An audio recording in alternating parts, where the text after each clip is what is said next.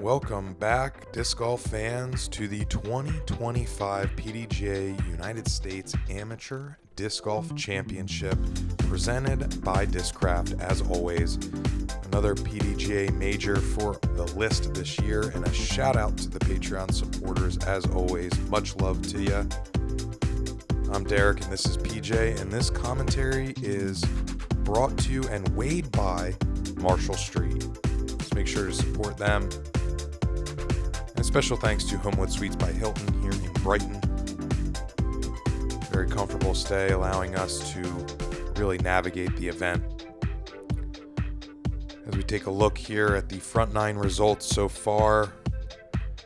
Pretty even keel overall. Yeah. Keeping it close to even par. You know, everyone still has a chance. Not as hot as Adam Hahn or James Collier, but you know they're still in it. They've got a chance to catch up here. All right, let's start off on hole 10, 507, par 4, uphill. As PJ said earlier, one of the easier holes here on the course. You do have one tree to beat, kind of on that early right side. Yeah, and this back nine definitely has the easier holes. Height. Ooh, yeah. Oh, just perfect in the middle, good distance. Yeah, this is one of the easier holes, and the back nine really has a lot of easy holes and a lot of the harder holes as well. It's Yeah, very it's volatile back nine. Roller coaster of emotions there.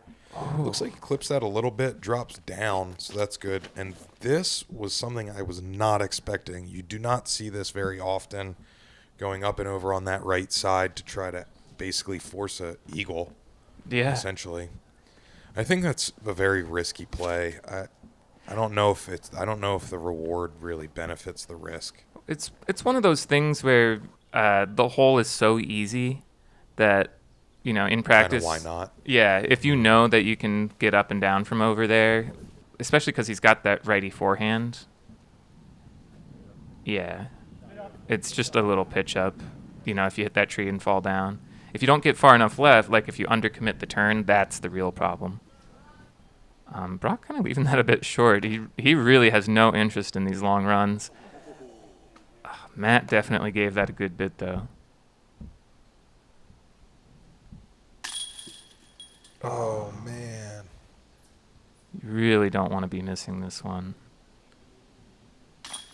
It's playing under 3.5 strokes for the field. Oh, wow. Yeah, so you really need the birdie on this, especially when you're one over par. Be tough for Sawyer, still looking for his first birdie of the round. Got 2 in a row here for Matt.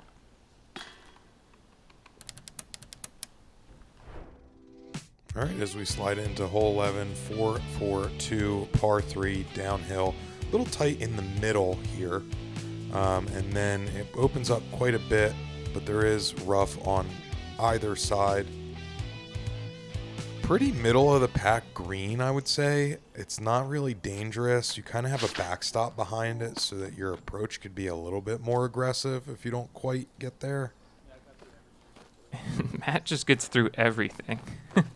Ends up about pin high, just 60 to 80 feet right, somewhere in that range. And Brock Kind of shaving some trees there. Another cut roll. Yeah, I wonder if the ticking the branch sent him nose down, or if it was just... It looked a little low out of the hand to me. Yeah, it looked I'd have to rewatch it. a little funky out of the hand somehow. Very sharp angle. Yeah, not too John. bad. Maybe Think just... that may have prevented a little bit of the distance on him is all. Yeah, if he had a little flatter of a release. Ooh. That's sharp. That's in the shoal for sure. Really resulting in... I mean, things considered... Yeah, I mean, he was looking at bogey at best, and it looks like he's probably going to get a bogey as long as he, you know. That'd be a hero shot to get it from there. Yeah, to get the par.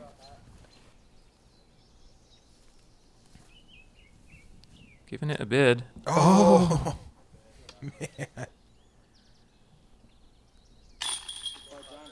And a good putt from John. You know, it's kind of funny. It's a lefty hole, but he got it with the righty forehand. Go figure.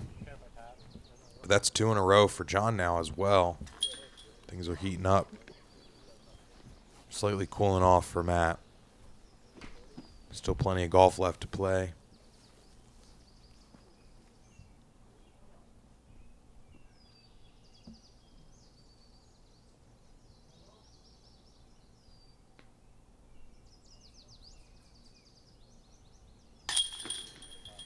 I agree with the extra time. He took the couple extra, practice, pumps. Yeah, just outside of tap-in range. You don't want to, you want to treat it like the real putt that it is. Exactly. All right, here on the 12th, par 3, 267 on, it's one of the shorter holes here, but uphill, playing close to 300, I would say. But for these guys, 300 is light work. Yeah. You got kind of this foliage on that left side that we see John kind of rip through. Enough speed to kind of get to the better side of it, but really took a lot out of it. Yeah, this one looks great. Squares it. Yeah, it flipped up a bit much there. The righty backhand can kind of leave it on hyzer the whole time and just leave yourself 25, 30 left. Yeah, and kind of because of the grade of the hill, that righty hyzer, when it hits, you're not in a ton of danger of going too far. Yeah, and this, that's perfect pretty much.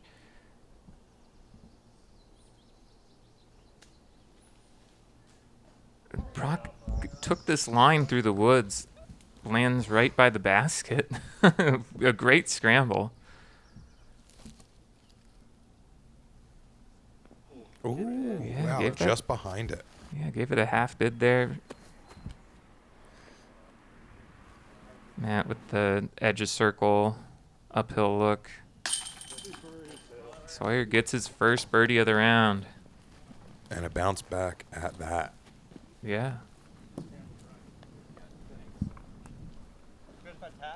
This is definitely one you want to get. Probably a bit disappointing for these guys who are tapping in their pars. Sometimes that uphill shot can, make it tough on your angles. You see, two of these guys. Ooh. It's just a par. Nothing crazy happened there. Yeah, 2 of the 3 of these guys missing their angles a little bit.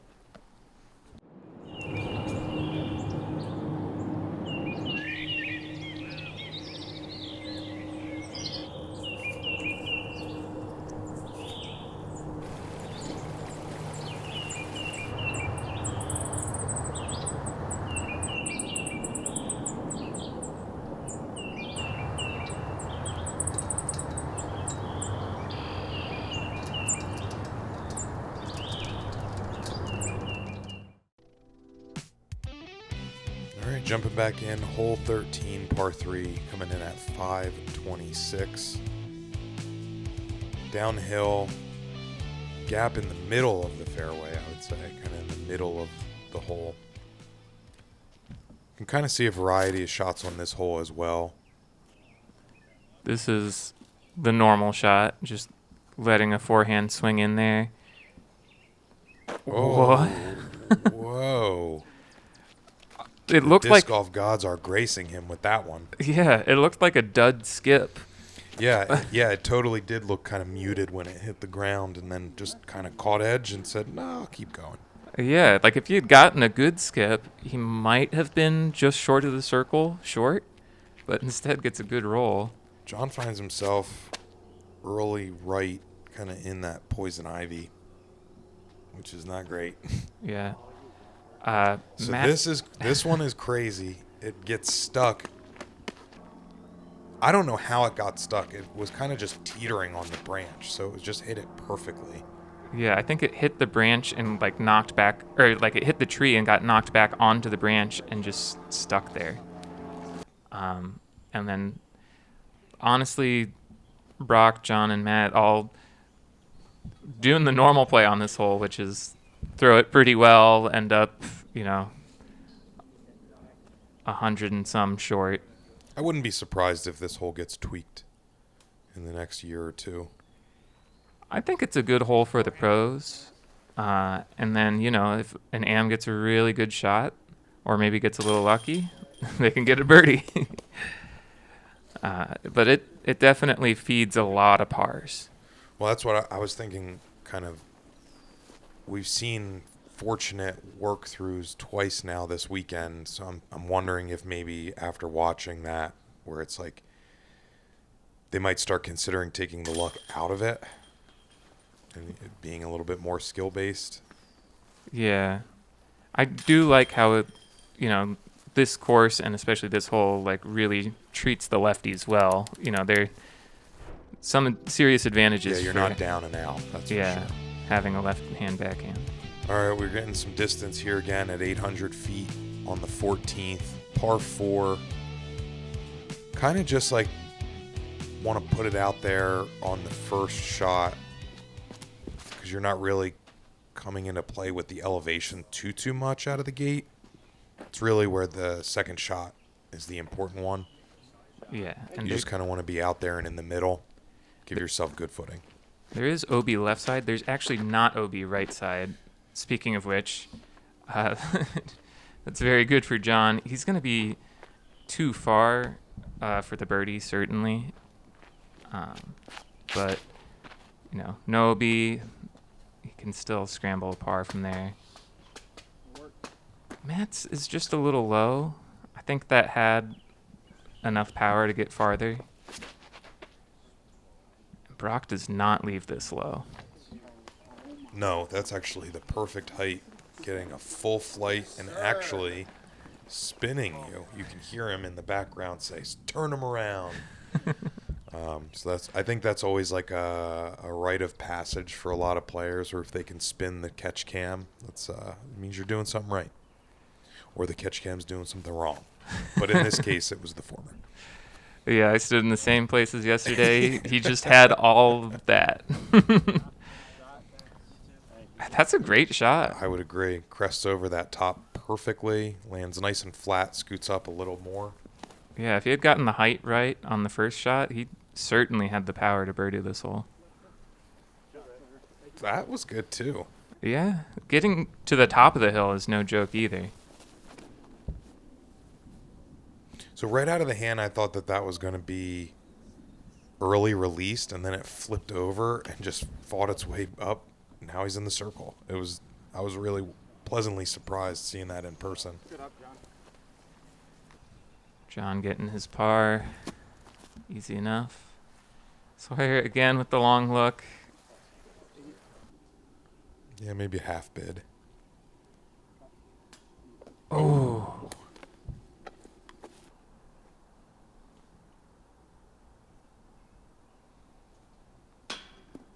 Oh. Brock, what are you doing? You threw it away. Yeah, he did that earlier in the front nine as well, but Just a little heavy-handed in the putting. yeah, on kind of those shorter ones, it seems like can miss that. I think it was hole 5 on the front. He did that. At least this time it was for birdie.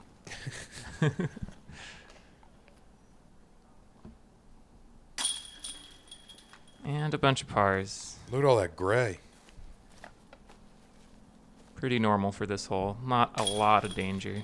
These scorecards are turning into old men. As we go into the 15th, 567-foot par 4. Pretty even keel off the tee. Then it goes slightly downhill about midway through the flight. And then guess what? You go back uphill for the green. A lot of foliage, a lot of bushes to contend with. Yeah, you're not going to see that many people going for distance on this one. You really just want to keep it in the middle, and then you have a putter in if you want. Right. With kind of like a backstop for the green. Really, it's just whatever disc you want to throw straight. It's definitely one of those. I'm actually kind of surprised that we don't see that right side that often, because it looks like from the tee you could have kind of like you said, like a putter shot just kind of float out around that right side. Because I think that would put you in just as good position. It's probably one of those things where like most people have a good enough forehand, and the forehand is just Would get you a little extra distance. Yeah, of the skip. and like a hyzer in.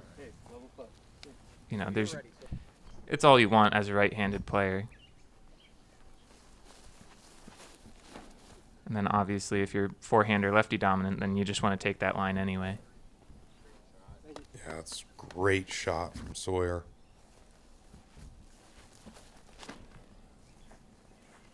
Little low from Brock, but it should scoot up. Yeah, it scoots up nicely.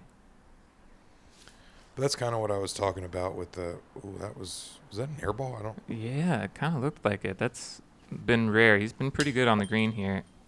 And then hitting the band. Whew. This is kind of where we start to really see the emotions bubble up for John. Composure is definitely something that I think that he needs to work on as a player. Yeah, It's he's really young. easy. Yeah, it's really easy to let things kind of steamroll you like that. And so I would say that's one of the biggest things that is differentiating him between a pro and an am. You know, it's mental game is so important. So for all you young folks out there that are watching, work on that as early as possible, because everything else can kind of come in line. But if you can keep yourself cool, you'll go far. Yeah, and it makes everything easier. Makes it nicer for your card mates as well. As we move into the 16th, 396 par 3. Honestly, one of my favorite holes here, just because of how fun and kind of just go right for it. Nothing really too jarring. If you can hit your line, it's pretty simple outside of that. And he hits his line. Oh! Well, that was cool, because that put it in much better position than it would have been. Yeah. Of course, kind of giving Sawyer some love here on the back nine. So Matt throwing a Buzz SS here. Just absolutely lacing it. Probably about 20 deep. Yeah, that's going to be a tough look. Yeah, it'll be par at best, most likely. Yeah, the more traditional skip for Brock there puts him under the basket. Yeah, a little pulled there from John. He's going to find himself far left, kind of in that corner. It doesn't look like he got in. He's just in the woods, so really just has a forehand approach. Yeah, easy enough. And then we got this look for Matt.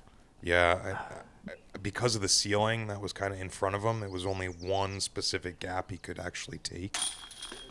Yeah. A nice birdie for Sawyer. He's 2 under for the round now. You know, we got 2 juggernauts of holes ahead of him, but he's really come back in a good way.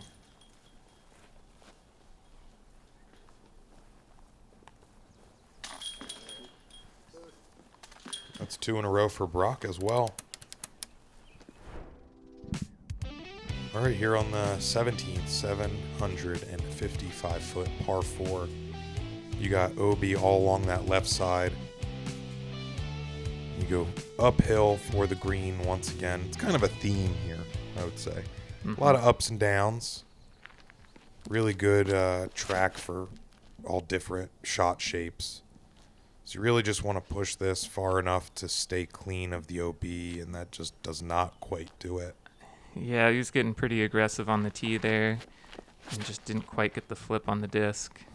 This has some moves on it, though. Yeah, if you release on Anheuser with an overstable disc. Whoa. Wow. Spins me I again. know, I was going to say, making you dance up there. That was just a complete misstep That was early release directly into the OB. That's a tough one. Not getting much distance out of that. Oh, this looks great from John. I'd assume that John's probably playing into the frustration, so he really put a mash on that one. Yeah, and that was like really clean release. I agree.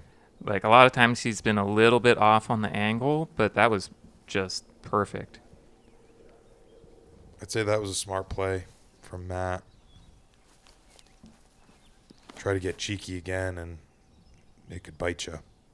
Yeah, and honestly, Sawyer could reach here, and he's got a look.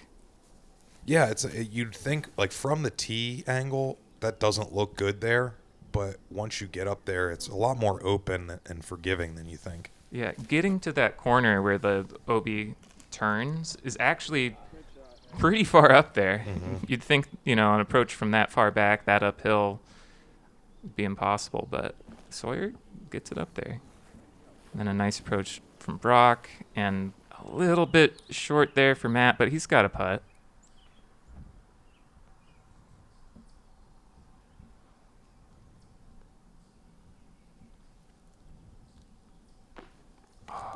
That would have been a really nice par save from back there.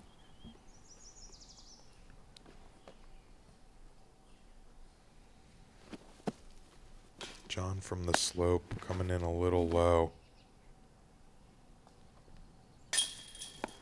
Nice. Yeah, that's a good putt for Matt. That's a nice bogey save from all the way back there. Just, chopped up the hole nicely. Yeah, that's a heap of medicine for Matt, as we see Brock here with the turkey, and I think that's the first one of the round. Yeah. That's a good turkey to get too. They're not the hardest holes to birdie, but to not mess up any of them is really good. All right, final stretch here, folks. Hole 18, 660-foot par 4 uphill, one branch to beat, kind of in that middle when it starts to turn. OB all along that left side, and then not a dog leg, but more of a horseshoe to get into the green. So it's really about getting the distance high enough to be able to have a good enough angle to make that second turn. And he gets it. Gets just to the top of the hill. And that's a little inside.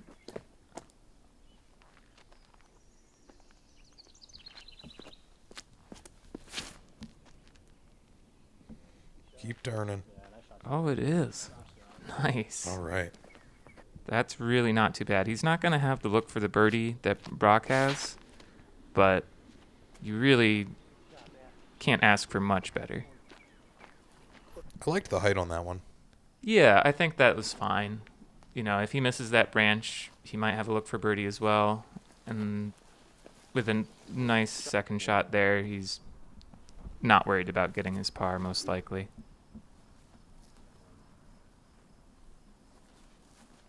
Ooh, flirting with that OB a little bit, but comes up clean. Yeah, that's a good recovery shot for John.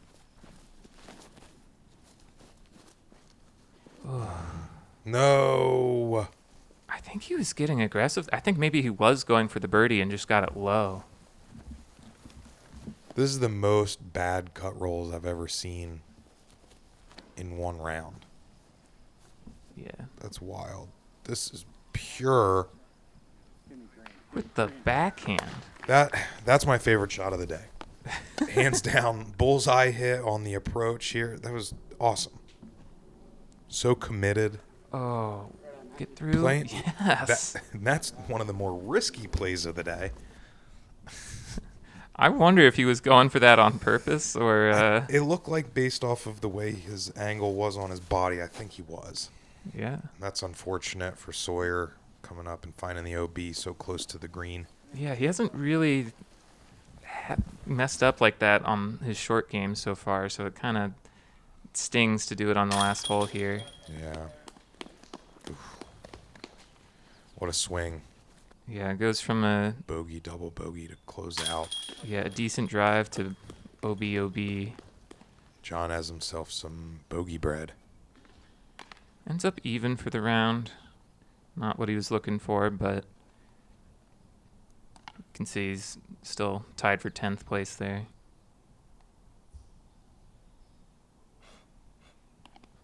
A little reset, I guess. Some dirt or something. Whoa. That's not what you want to see after this long fought round. Yeah, that's tough. Dang, that's a bummer. And Brock's tapping in a birdie for another 6 under round. Filling the scorecard here at the end with green, tying his hot round from round 1. Let's take a look here. Got 5 under back 9 for Brock. That's Blemish really free good. as well. Yeah. Everyone else with an even back 9. And that 6 down just does not quite cut it for the hot round. The new hot round is set for 7. They got 2 strokes between first and second for tomorrow.